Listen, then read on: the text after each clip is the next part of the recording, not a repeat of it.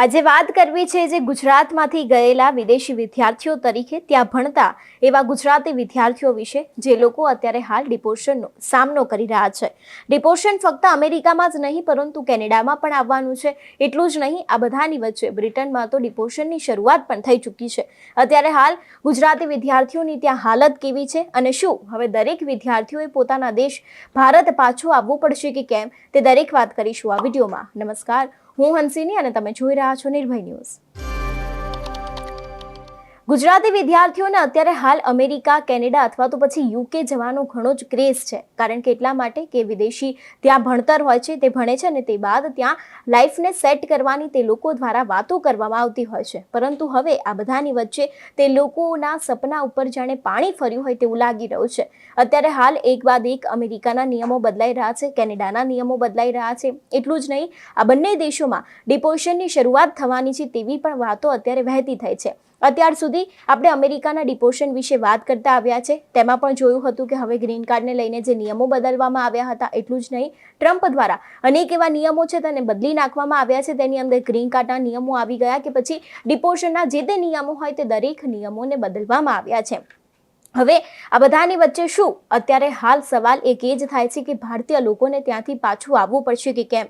અત્યાર સુધી તો એવું જ હતું કે જે તે ભારતીય લોકો ગેરકાયદેસર રીતે ત્યાં રહી રહ્યા છે. એટલું જ નહીં, જેમ લોકોની પાસે ગ્રીન કાર્ડ નથી તે દરેક લોકોને ટ્રમ્પ દ્વારા એક નિયમ જારી કરવામાં આવ્યો હતો. તે નિયમ હેઠળ તો તે લોકોને પોતાના વતન ભારત પાછું આવવાનું જ હતું. પરંતુ અત્યારે હાલ કોર્ટે જે ટ્રમ્પનો નિયમ છે તેના ઉપર સ્ટે આપી દીધો છે, એટલે કે તે નિયમને અત્યારે હાલ પૂરતો રોકી દીધો છે. હવે આગામી દિવસમાં જોવાનું રહેશે કે જે તે કોર્ટની કાર્યવાહીમાં કદાચ કોઈ નવો ચુકાદો આવે છે કે કેમ. એટલું જ નહીં, આ નિયમને લઈને કોઈ ફેરફાર કરવામાં આવે છે કે કેમ. કારણ કે જ્યારથી ટ્રમ્પ દ્વારા એલાન કરવામાં આવ્યું હતું આ ડિપોર્શનને લઈને, ત્યારથી દરેક ભારતીયનું ટેન્શન વધી ગયું હતું. કારણ કે લગભગ 10 લાખ જેટલા ભારતીયો છે તે લોકો પાસે હજુ સુધી ગ્રીન કાર્ડ છે જ નહીં, અથવા તો પછી ગ્રીન કાર્ડ તે લોકોના હાથમાં આવ્યું નથી.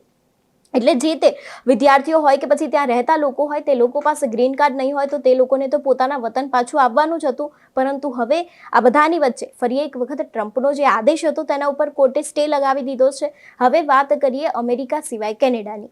કેનેડામાં પણ અત્યારે હાલ કંઈક આવા જ હાલત છે. કેનેડામાં જેટલા પણ વિદ્યાર્થીઓ રહી રહ્યા છે તે લોકો ખૂબ જ આકરી પરિસ્થિતિનો સામનો કરી રહ્યા છે. એક તરફ જોબ નથી, જોબ છે તો તે લોકોને ક્યાં રહેવાનું, ક્યાં ખાવાનું, ક્યાં પીવાનું તેની ખબર નથી હોતી. કારણ કે વિદ્યાર્થીઓ અહીંથી ત્યાં જતા તો રહે છે, પરંતુ ત્યાં જઈને તે લોકોને શું કરવાનું, ત્યાંનું કલ્ચર કેવી રીતે હોય છે, એટલું જ નહીં, ત્યાંના જે નિયમો હોય છે તેના વિશે કદાચ વિદ્યાર્થીઓને ખબર નથી હોતી. અને વિઝાના નિયમો બદલાઈ જાય છે. એટલું જ નહીં, ઇમિગ્રન્ટ્સને લઈને જે નિયમો બદલાઈ જાય છે તે દરેક નિયમ જ્યારે કોઈ પણ વિદ્યાર્થીને ખબર નથી હોતી ત્યારે તે જ નિયમ તે વિદ્યાર્થીઓ માટે ભારે પડે છે. એટલે કે એના ઉપર એક નવું જોખમ લઈને આવતા હોય છે. અને હવે આ બધાની વચ્ચે કેનેડામાં પણ અમેરિકા જેવા જ હાલ થયા છે. હવે અમેરિકાની જેમ કેનેડામાં પણ ડિપોર્શનની શરૂઆત થવાની છે. જ્યાં સુધી ટ્રુડો સરકાર હતી, ટ્રુડો સરકાર દ્વારા કહેવામાં આવ્યું હતું કે ઇમિગ્રન્ટ્સ છે તે લોકો ઉપર ડિપોર્શન લાગુ કરવામાં આવશે, પરંતુ 2 થી 3 વર્ષમાં ધીરે ધીરે આ ઇમિગ્રેશન છે તેને લાગુ કરવામાં આવશે. એટલે કે તે લોકોને ડિપોર્ટ તો થવું જ પડશે. પરંતુ હવે આ બધાની વચ્ચે કેનેડામાં પણ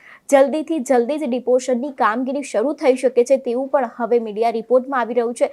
અનેક એવા અહેવાલોમાં પણ સાબિત થઈ રહ્યું છે. અને કેનેડામાં પણ અત્યારે હાલ એક ચર્ચા ઊભી થઈ છે કે શું હવે કેનેડાના લોકો છે, જ્યાં ભારતીય લોકો રહી રહ્યા છે, જ્યાં ગુજરાતી લોકો રહી રહ્યા છે, તે લોકોને પણ હવે પોતાના વતન પાછું આવવું જ પડશે.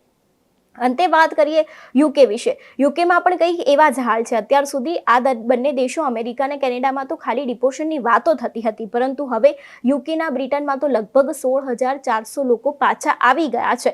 એટલે કદાચ હવે એવું પણ લાગી રહ્યું છે કે યુકેમાં આની શરૂઆત થઈ ગઈ છે, ડિપોર્શનની શરૂઆત થઈ ચૂકી છે અને તે લોકોએ 16,400 લોકોને તો પોતાના વતન પાછા મોકલી જ દીધા છે. અને આના ઉપરથી હવે સાફપણે એવું સાબિત થઈ રહ્યું છે કે કદાચ અમેરિકામાં પણ કંઈક આવી જ હાલત થવાની છે. કારણ કે અમેરિકામાં તો અત્યાર સુધી અનેક એવા નિયમો છે તેને બદલી નાખવામાં આવ્યા છે અને અમેરિકાથી તો લોકો ડિપોર્ટ થવાના જ છે તે વાત પણ નક્કી છે. અને કેનેડામાં પણ કંઈક આવું જ થઈ શકે છે. ત્યારે હવે કદાચ વિદેશી વિદ્યાર્થીઓ, જે ખાસ કરીને ગુજરાતી વિદ્યાર્થીઓ છે, તે લોકો ઉપર એક નવું જોખમ ટોળાઈ રહ્યું હોય તેવું પણ લાગી રહ્યું છે. તમારું શું માનવું છે આ વિષયને લઈને અમને કમેન્ટ કરીને ચોક્કસથી જણાવજો. તેની સાથે જ મારી ચેનલ નિર્ભય ન્યૂઝને લાઇક, શેર અને સબસ્ક્રાઇબ કરવાનું ભૂલશો નહીં. નમસ્કાર.